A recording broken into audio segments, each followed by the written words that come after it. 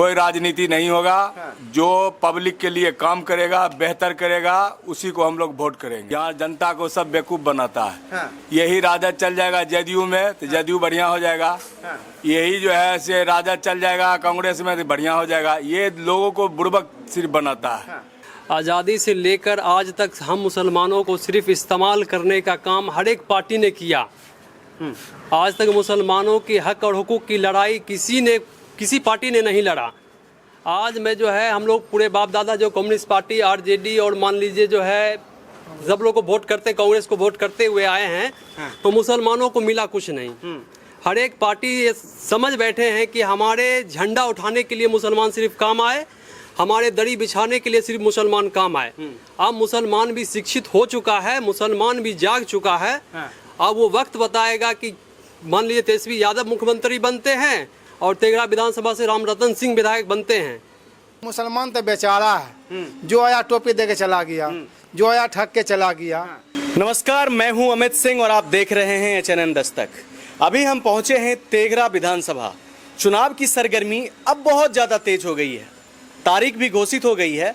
तेघड़ा विधानसभा क्षेत्र के जो हमारे मुस्लिम मतदाता हैं, हम उनसे जानने की कोशिश करेंगे कि उनकी समस्या क्या है और उनका रुझान क्या है। इस बार विधायक के तौर पर या पार्टी के तौर पर वो किसे चुनना चाहते हैं, हम एक एक करके जानने की कोशिश करेंगे कि हमारे मुस्लिम मतदाताओं के मन में क्या है। ये चीज़ें बिल्कुल जो है वो सार्वजनिक है कि तेजस्वी यादव जो है वो मुसलमानों का पीठ थपथपाकर जो है वो सत्ता जो है अपने सर पे हासिल करना चाह रहे हैं।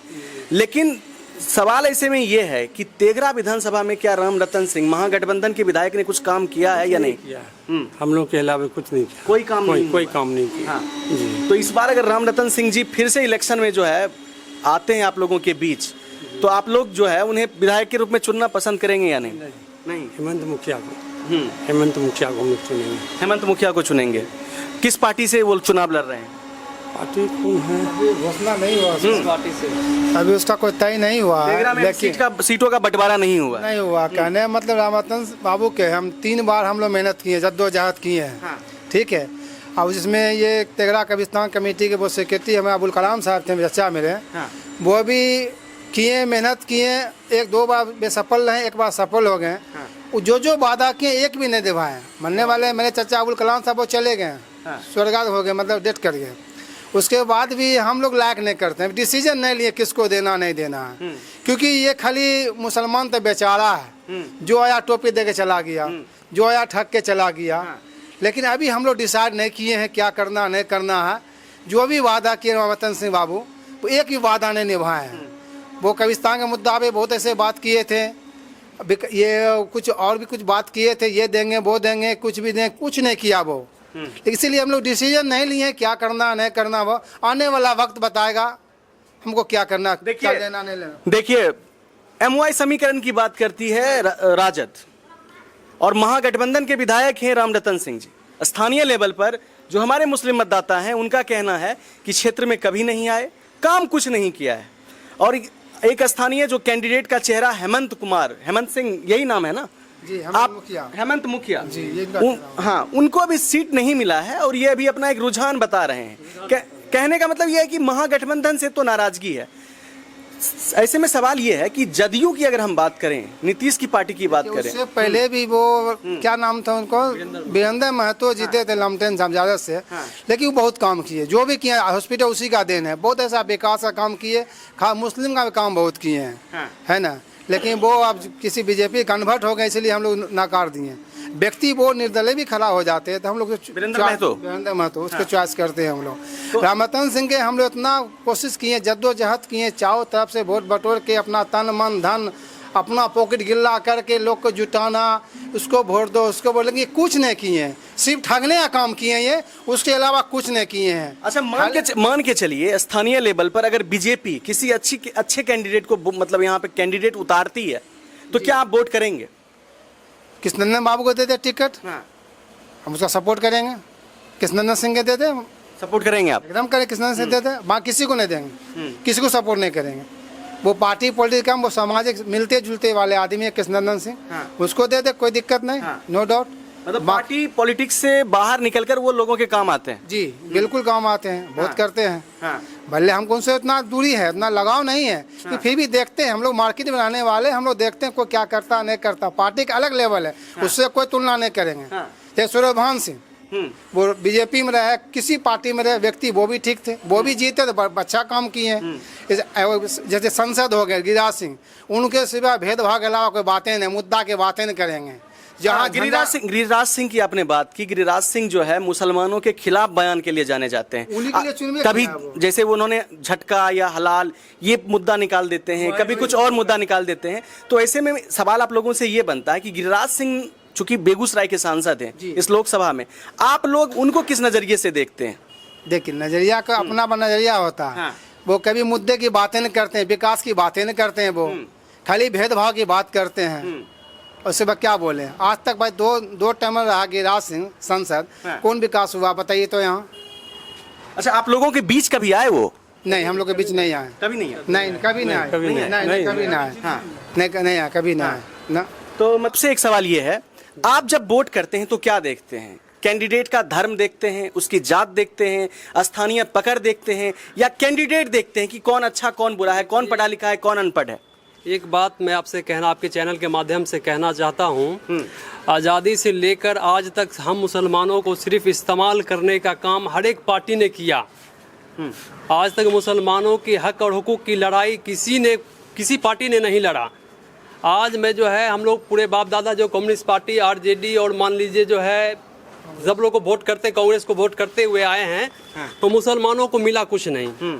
हर एक पार्टी ये समझ बैठे हैं कि हमारे झंडा उठाने के लिए मुसलमान सिर्फ काम आए, हमारे दरी बिछाने के लिए सिर्फ मुसलमान काम आए। अब मुसलमान भी शिक्षित हो चुका है, मुसलमान भी जाग चुका है। अब वो वक्त बताएगा कि मान लीजिए तेजस्वी यादव मुख्यमंत्री बनते हैं और तेघड़ा विधानसभा से रामरतन सिंह विधायक बनते हैं, ये तो वक्त बताएगा। अभी तो हम लोग चॉइस नहीं किए हैं कि मान लीजिए किनको वोट करना है या मान लीजिए जो किनको जो है एमएलए बनाना है। तो रही बात जो है कि ये आज़ादी से लेकर आज तक हम लोग को सिर्फ शोषण किया गया है। हमारे इलाके में या हमारे माशरे में कोई विकास नाम का चीज़ नहीं है। ये लेके रामरतन सिंह जी जो है 2020 में जो है हम लोग कब्रिस्तान कमेटी से जुड़े हुए हैं। तकरीबन मेरा ड्यूटी 12 साल से कब्रिस्तान के देख रेख में होता है। हम लोग बड़ी उनको शौक से वोट भी दिए थे, उनको बुलाए थे, सम्मानित किए थे कि आइए रामरतन जी, थोड़ा जो है मेरा एक मसला है। कब्रिस्तान की दीवार 1998 में बाउंड्री हुई थी और 27 साल हो गया इस बाउंड्री का जर्जर हालत में है। मान लीजिए कोई धक्का ही मार देते, कोई छू भी देते तो दीवार गिर जाता है। तो रामरतन सिंह अपने दल बल के साथ आए, उन लोग उनको सम्मानित किए, फूल माला से, बुके से, चादर पोशी किए। रामरतन बाबू बोले ठीक है, जो है हम आपका बाउंड्री वॉल का योजना, मिट्टी भराई का योजना, जो भी मसला है मसला पूरा कर देंगे। और रही बात जो है 5 साल तक जो है हम रामरतन जी के पीछे लगे रहे। दुनिया का हर एक कागजात जो है, जो भी होता है कब्रिस्तान का डॉक्यूमेंट्स मैंने दिया, यहाँ से लेके पटना, पटना से लेके बीहट, हर एक जगह जो रामरतन जी को जो है उनके लोगों के द्वारा मैंने वहाँ जाके पहुँचाया है। मगर मुसलमानों को मिला कुछ नहीं। देखिए भैया, हम लोग को घर नहीं चाहिए, हम लोग को राशन पानी नहीं चाहिए, हम लोग को मान लीजिए जो है कपड़ा लत्ता नहीं चाहिए। तो मेन मुद्दा क्या है फिर आप लोगों का? हम मर के जाएंगे वहाँ मेरा सुरक्षा होना चाहिए। मतलब चाहते हैं कि कब्रिस्तान का जो रेनोवेशन का काम है या फिर उसके जो बाउंड्री का काम है वो ढंग से हो जाना चाहिए। जी, यही कह रहे हैं। यही मेरा जहाँ हमें हमेशा के लिए मतलब अभी तो देखिए, अभी जिस विधायक के ऊपर आप उंगली उठा रहे हैं, उंगली उठाने का मतलब जिससे शिकायत आपको नाराजगी है, वो महागठबंधन के ही हैं, सीपीआई के हैं। आप कह रहे हैं काम नहीं हुआ, तेजस्वी खेमे के ही हैं। मैं एक सवाल आपसे ये पूछना चाहूंगा, यूपी में जो मुद्दा चल रहा है आई लव मोहम्मद वाला, और उस पर जो यूपी सरकार खासतौर पर योगी आदित्यनाथ जिस तरह का डिसीजन ले रहे हैं, वो कह रहे हैं कि कोई भी अगर गलती करेगा, किसी का अगर उस तरह का स्टेटमेंट आता है तो वो बख्शा नहीं जाएगा। आप इस मुद्दे को कैसे देखते हैं? आई लव मोहम्मद देखिए जो है दुनिया का हर एक इंसान को बोलना चाहिए। अगर आपका नाम क्या है भैया? अमित नाम है मेरा। अगर मैं आई लव अमित जी बोलूं तो क्या आपको कोई दिक्कत होगा? बिल्कुल नहीं होगा। तो ये सरकार जो है बिल्कुल सर, देखिए आई लव कोई महादेव बोल रहे हैं, आई लव कोई मोहम्मद बोल रहे हैं, तो इसमें तो कोई इतराज की बात नहीं है। हर एक ये लोकतंत्र है, मान लीजिए जो है हर एक लोग अपने अपने धर्म को कर सकते हैं, कहीं इसमें कोई डाउट नहीं है। अब चंद नेता के वजह से मान लीजिए हमारे देश में मान लीजिए फितना फसाद अगर फैल रहा है तो मान लीजिए सुप्रीम कोर्ट को भी मान लीजिए इस पे एक्शन लेना चाहिए। मैं ये पूछ रहा हूँ, ओवैसी पढ़े लिखे हैं, जी जी बिल्कुल, अगर अपना कैंडिडेट उतारते हैं और वो भी अगर धार्मिक एंगल से नहीं सोचते हैं कि चलो भाई सिर्फ हमें मुसलमानों को वोट के लिए मोबिलाइज नहीं करना है, उसके सामाजिक सुरक्षा की बात करनी है, उसके लिए अवसर की तलाश करनी है, उसको एक संगठित रूप से मतलब देखना है, तो आप उनके कैंडिडेट को पसंद करेंगे? ये बस एक सवाल है आपसे। देखिए, मुसलमान और अल्पसंख्यक और दलित की जो आवाज उठाएंगे, हाँ। हम लोग उनके साथ। तो कौन लगता है कि मुसलमानों का संरक्षक है या उसका हितैषी है, उसके हित की बात करता है? आप बताइए। हेमंत मुखिया। हेमंत मुखिया जी, हेमंत मुखिया। हाँ जी। लगता है कि अगर उनको टिकट मिलता है किसी भी पार्टी से, मान लीजिए जनसुराज उन्हें टिकट दे देती है, किसी पार्टी से मिले हम लोग सपोर्ट करेंगे, सपोर्ट उनको। करेंगे आप? निर्दलीय लड़े सपोर्ट करेंगे। हाँ। अच्छा, आपका क्या नाम है? मेरा नाम महबूब आलम है, कारी मुखिया से जाने जाते हैं। जी, क्षेत्र में तो काफी पहचान होगी आपकी, जनता जानती है। जनता जानती है। तो क्या लग रहा है इस बार का जो माहौल है चुनाव का, उसमें किसका रुझान दिख रहा है? ये व्यक्ति विशेष पर यहाँ इस बार वोट होगा। हाँ। किसी दल पर वोट नहीं होगा। दल पे नहीं होगा। किसी भी पार्टी का कैंडिडेट अगर दमखम वाला है, खासतौर पे सामाजिक सरोकार से जुड़ा हुआ है, हमारा ये कहना कोई दमखम नहीं है। यहाँ जनता को सब बेवकूफ बनाता है। हाँ। यही राजद चल जाएगा जदयू में तो जदयू बढ़िया हो जाएगा। हाँ। यही जो है से राजद चल जाएगा कांग्रेस में तो बढ़िया हो जाएगा। ये लोगों को बुड़बक सिर्फ बनाता है। हाँ। कभी भाजपा कह देगा राजद खराब है, कभी जदयू कह देगा राजद खराब है। तो यहाँ हम लोग इस बार कैंडिडेट चुनेंगे, मतलब व्यक्ति विशेष।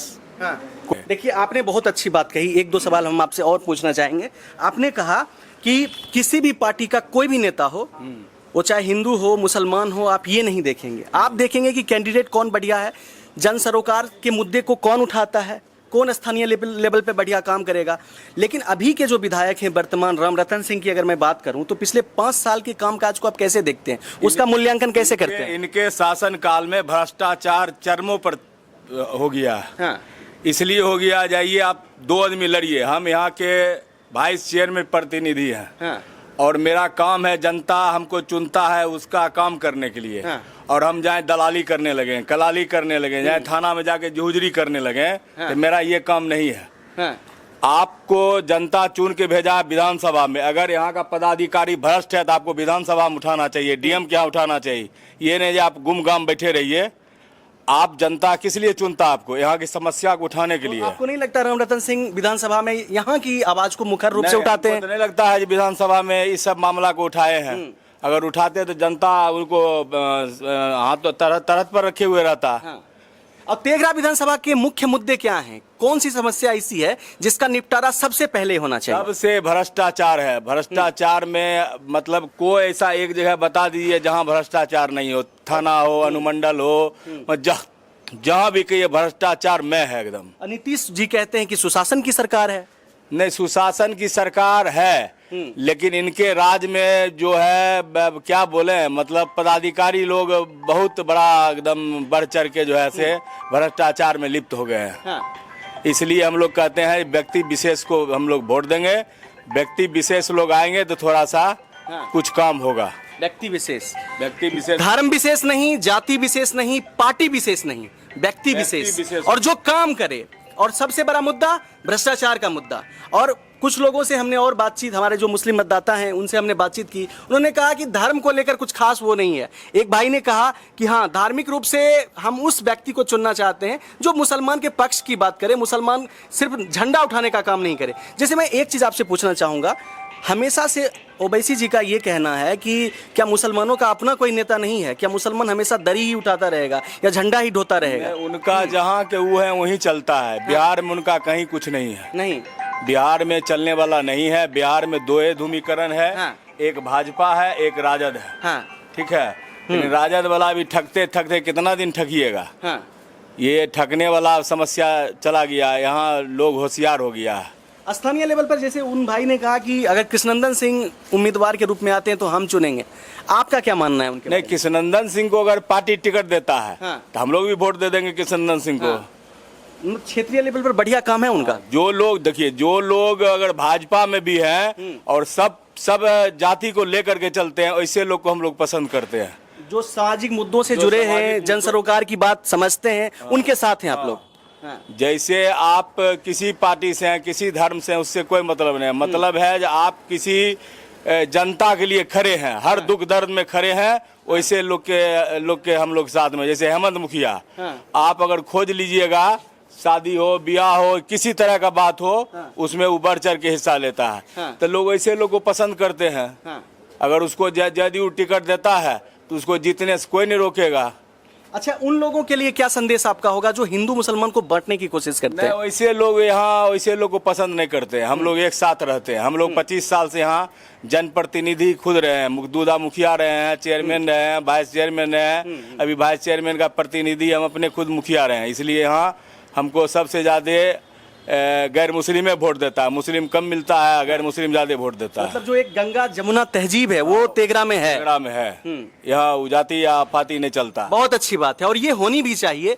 जाति धर्म इन सब से उठकर अगर मतदाता सोचते हैं, और जैसे स्थानीय रूप में ये सरकार के अंग भी रहे हैं, जैसे मुखिया रहे हैं, भूतपूर्व में अलग अलग पदों पे रहे हैं, अच्छी बात है कि ये एक बहुत अच्छी सोच है।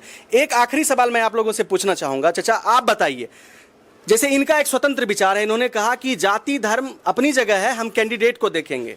आपका क्या मानना है? आप स्वतंत्र महसूस करते हैं? किसी तरह का प्रेशर फील नहीं करते? वही तो सही बात बोली। प्रेशर फील नहीं करते हैं ना?